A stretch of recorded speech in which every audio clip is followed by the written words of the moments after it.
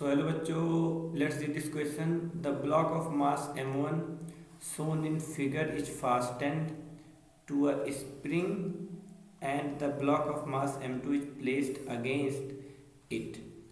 अब पूछा गया बेटे, ए पार्ट में पूछा गया find compression of the spring in the equilibrium position, और बी पार्ट में पूछा गया है the blocks are pushed a further distance 2/k m1 plus m2 into g sin theta against the spring released.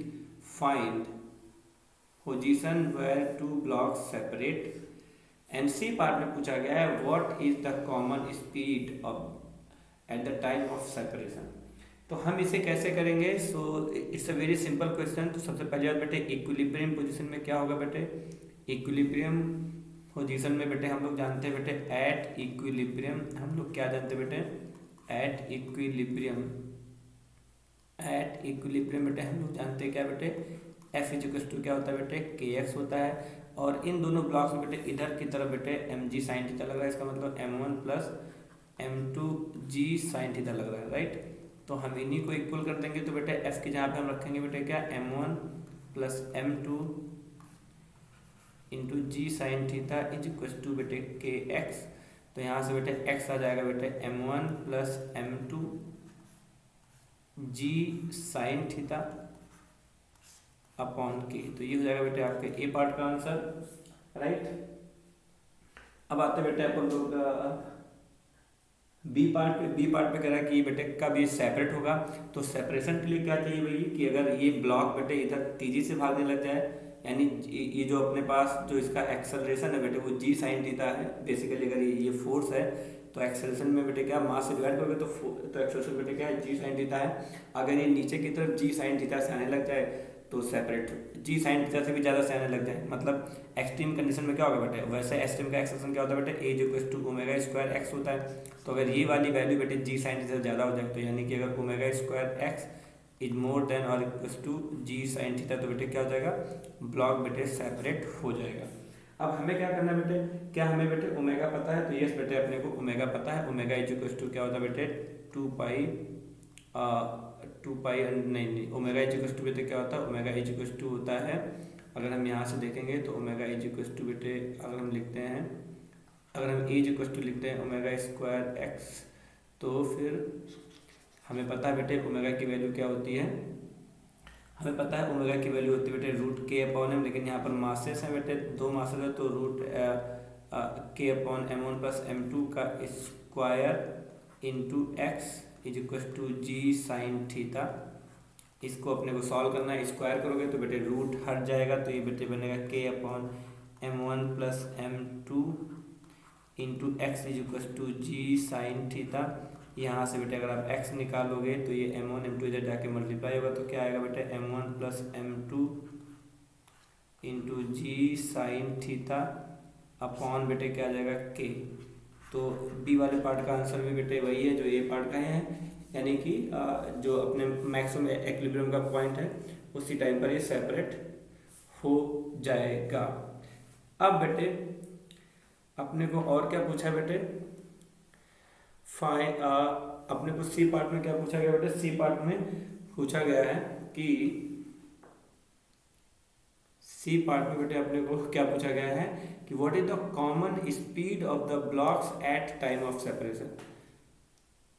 जब ये ब्लॉक सेपरेट होंगे तो इनकी कॉमन स्पीड क्या होगी, राइट. तो ये निकालने के लिए बेटे हमारे पास कॉमन स्पीड के लिए बेटे हमारे पास स्पीड के लिए बेटे एक फॉर्मूला होता है. What is the formula of speed?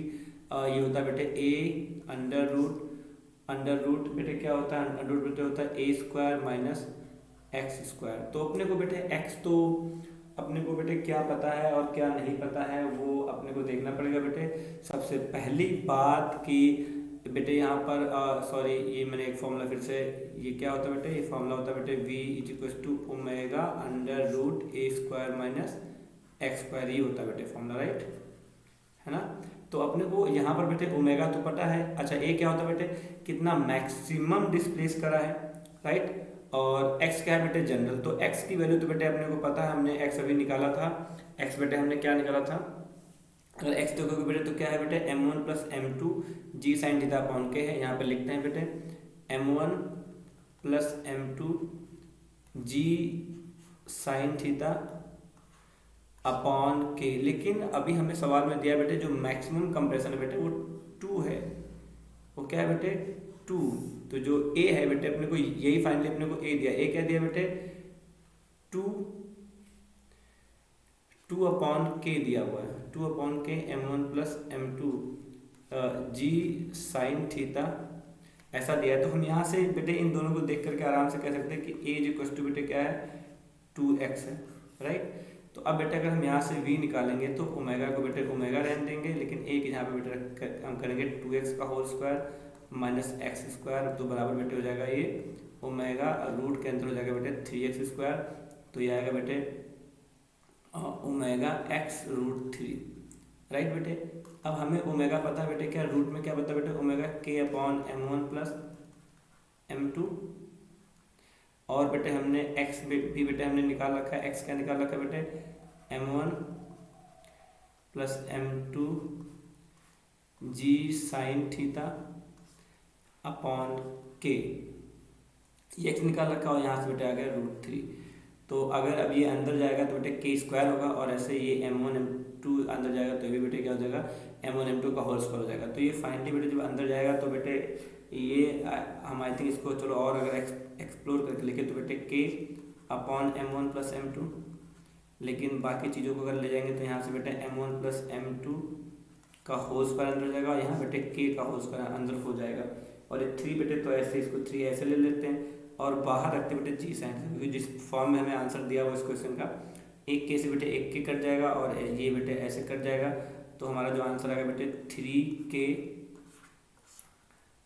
m1 plus m2, sorry 3 नहीं सॉरी बेटे के कटेगा तो के थोड़ी ना रहेगा, अपॉन के और ब्रैकेट के और रूट के बाहर बेटे जी साइन थीटा।